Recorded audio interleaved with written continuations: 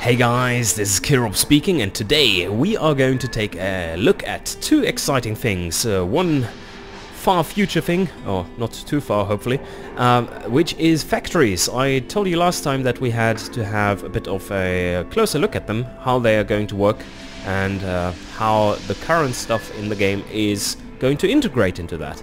So I would like to show you some very superficial, basic thoughts about the factory things coming. Also, we have been working on the UI, which will be used in the scenarios and later, of course, also in campaign play. And for that, we are going to start to build a new car, and I show you the stuff in the process. We are going to build a new platform.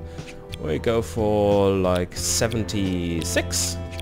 And I just speed through here. You see already down here at the bottom, we have a nice new shiny little timeline thingy. But the best things are still to come. So let's just speed this through. Longitudinal still there, McPherson, and then we take semi-trailing arm and steel. And now I can, because there are no more tabs here, I can just press this button, or I could press down below here to jump around. And you can see it's animated! It's awesome! So let's keep it like this, really ugly, but we don't care right now. So we go to the next tab, and this is still not integrated, so we cannot jump in between the different timelines here. So I cannot go from here to engine yet. That will be the case later. But right now we are still tied to the windows we are using here. So yeah, that cannot be done yet. So I just have the family car here. Very, very creative name. And let's go to... Now we have to close it, and we build a new model. That will of course then not be the case once we follow the timeline completely. Also, the timeline cannot be followed exactly for the engine, so that will be a step in between. You will have to select your drivetrain type before then as part of your model selection, which is done in the platform flow. And now we choose this one and choose an engine, and we just build a new engine. Testing, and yeah, that's better, that's fine.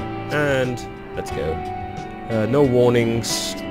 MTBF is still shown wrong. We still have to change this to reliability and not meters, but yeah, you get it. So 1.2 liter, 8 valve, OHC. There it is. We choose the engine, and we are back here, of course. And let's see. Now we have chosen this. And let's put an automatic gearbox in a shitty one. 4 speed. And a bit quicker. Lots of energy losses there. Medium road compound. Probably thin tires are fine. That is still a bit large for that time, I think. So let's go for smaller rims. Looks better for the profile there. We could put them... No, I haven't flared up the arches. There, I have for a bit. Alright. Engine cooling doesn't need anything. This thing would almost be aerodynamic if it wasn't so blocky.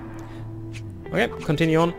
And interior, 5 seats. It's a family car, but a cheap one. Yeah. Let's go with standard. And now we go to the suspension, and we use comfort. Or maybe normal? Yeah, normal. Should do fine. And test the thing. And what we have is a very tame car, reasonably comfortable. So let's save this as the F1, because it's so fast. And go to the detailed stats page. It's all Danny. Test track. Yay. It's not fast. Oh my god, it's so slow. Like 50 max. But you can see it's all going fine, and it's pretty lightweight, should be. Anyway, we stop that. And the quarter mile time is awesome, 21 seconds. Okay, so as you can see, this is how the new UI will be working, and there will be a direct connection down here so that you don't have to change windows and stuff. And now I think we need to take a closer look at we have detailed stats. Oh, they are not in there, but overview, right. The man hours and costs we have in here. And the man hours will be changed to productivity units or something along those lines. Because they are supposed to, they're not exactly man hours anymore, but more like how much effort it takes to make it. And this is for the complete car, so about 90 units per car for a simple car, and that would go up to like 300, 400 units if you make something more advanced or much more sporty, of course. Okay, so what does a factory look like? Well, first of all, a factory needs some kind of size. And regarding the size, we have... I tried to cram it in, but with just 3 stages, 3 sizes, but this is basically impossible because factory sizes can be so different. Like take a Morgan in the UK and compare it to Volkswagen in Wolfsburg. That's just no... that's not even... that's like a little TIE fighter versus the Death Star. So that doesn't really work. Anyway, so we have 5 different main sizes for the factory. That is tiny, small, medium, large and huge. And a tiny one is basically your average shed in which you can build stuff. Small would be most of the like high prestige, sporty or fancy car manufacturers. You don't need much more. Maybe the largest ones, Porsche for instance, would probably be medium because they have quite a few cars per year. But Volkswagen would be huge, definitely. The one in Wolfsburg puts out about 2,000 cars per day. And so if you calculate that, a Golf will probably be around 100 hours-ish or 100 productivity units. So a huge factory will then produce about 200,000 productivity units a day, which is pretty large. Anyway, so you can see they are colored such that to indicate that you can upgrade inside of them. If you build a small 1 factory, then you can upgrade to small 2 and use the assets which were in the small 1 factory.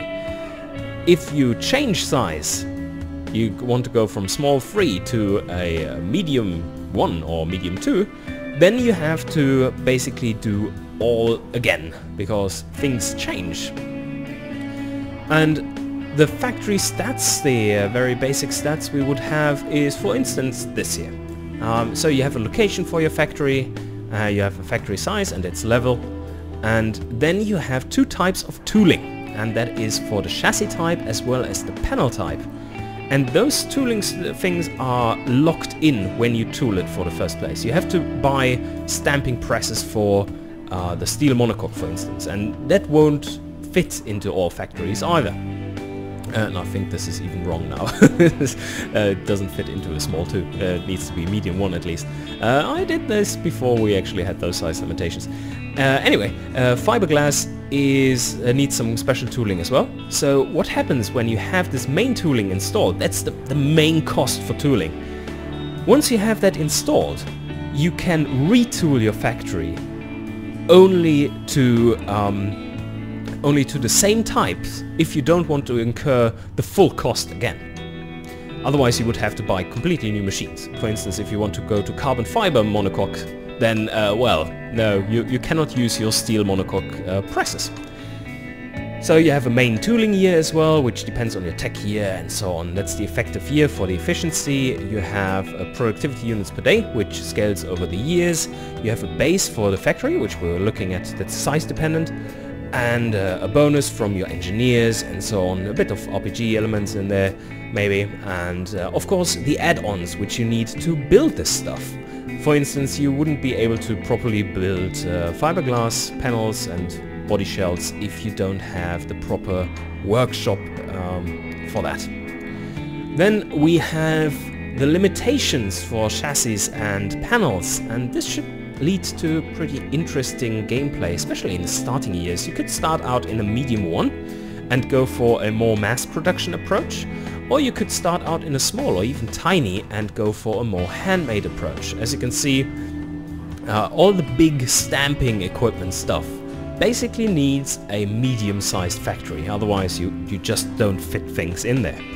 And the very specialized stuff, for instance, well, all the space frame steel you can basically weld together in a shed. It's very easy, but takes lots of man hours as well. And then for the panels we have similar consistent with the chassis, similar limitations. Alright, yeah, that should give you a little introduction of what to expect from factories and how that's working. Of course not the game flow yet, but yeah. Hope you enjoyed and see you guys next time.